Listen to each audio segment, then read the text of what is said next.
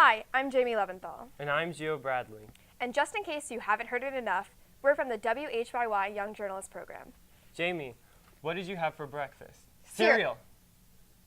Geez, are you psychic or something? No, but our next piece talks about local psychics in Philadelphia. And we promise our script will be better in the video.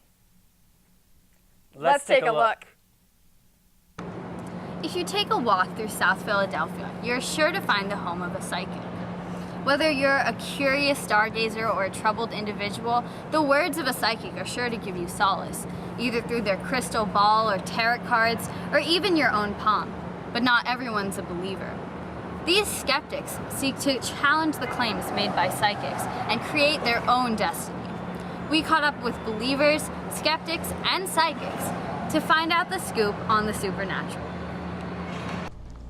The work of a psychic is an age-old tradition. It began in the Middle Ages and has continued today. A psychic's tools are well known, but pretty misunderstood. Most people assume all psychics use crystal balls and tarot cards, but that's not always true. We spoke to Danielle Stimson, a psychic, Reiki master, and radio host. Well, I was definitely very, very sensitive as a child. I was very, very psychic until I was about 7 or 8, and then it seems to have kind of shut off for a while. And then when I moved to Philadelphia, I was around 24 or 25, it suddenly started to shut back on. And at first I was actually quite frightened. All of a sudden I was, sensing energy and just sort of knowing things, and I found that really disconcerting and didn't really know where to turn with it. And I started looking things up online, as anyone would. Something happens you can't explain, what do? You Google it. Stimson believes that each psychic's spirituality impacts the tool that they use. But spirituality is a whole different issue when it comes to believers. Many who are strongly religious feel that psychics are voodoo workers, people who wield dark power. Psychic Roxanne, owner of South Street Psychic, hypothesizes that this is why so many people are skeptical. I have the gift. I don't use it for black magic or for voodoo or anything of that nature, but I know it's really hard to put people who think that I'm Wicca or I'm something else, but no, I am actually Christian. I can't, there's a lot of things we're not supposed to do.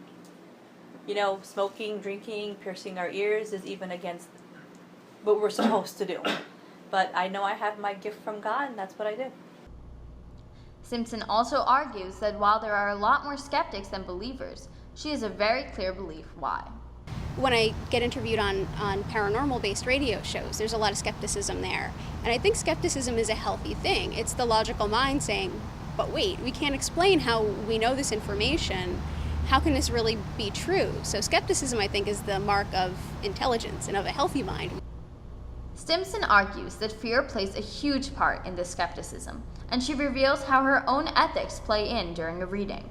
So if there's something that's coming up, that's sort of an ethical boundary for me. If I know someone is very sick and I have this sense that there's going to be something that's going to come up for them, I often feel like it's not my place to say anything because it's just not the time for them to know.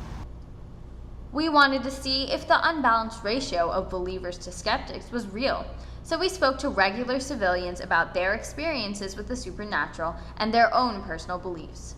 I didn't believe. They took my money, but I didn't believe in it. I think it's all a money-making racket. One of the questions I did ask them, will I have any children? And the one said, yeah, you have 2. But the funny thing about that is when I got married, I walked into a marriage that already had 2 kids. Right. So in a way, I did have 2 children. We soon realized that there is a common misconception that psychics are old-fashioned and held in the past, but we found that in reality, many of them have incorporated modern technology into their practices. When I'm working as a psychic, generally it entails speaking with clients over the phone via Skype. And I find that when I speak with clients over Skype, I get the opportunity to answer any questions that they may have about the past, the present, the future. So maybe the perception of psychics as these mystic fortune tellers who constantly see flashes of the future isn't exactly true. Stimson and others reflect the modern image of what it means to be a psychic. More of a therapeutic person who is there for reassurance than to give frightening prophecies of the future. Oftentimes, I really think that it's to be told something that they already know on some level that they really either aren't ready to come into awareness of, or maybe they wish it was different, or maybe they do want it to be true, but they just sort of need that validation from some sort of other source. The end message is that psychics don't know everything, and they aren't always right. But for a person in a state of confusion, they do seem to provide comfort and stability. Hopefully, they can continue to support others with integrity, because really, who knows what's coming next? I guess we should stick to the present for now. This has been The Scoop on the supernatural and the true identity of the modern psychic. I'm Shreyas in the Ram for WHYY Young Journalists.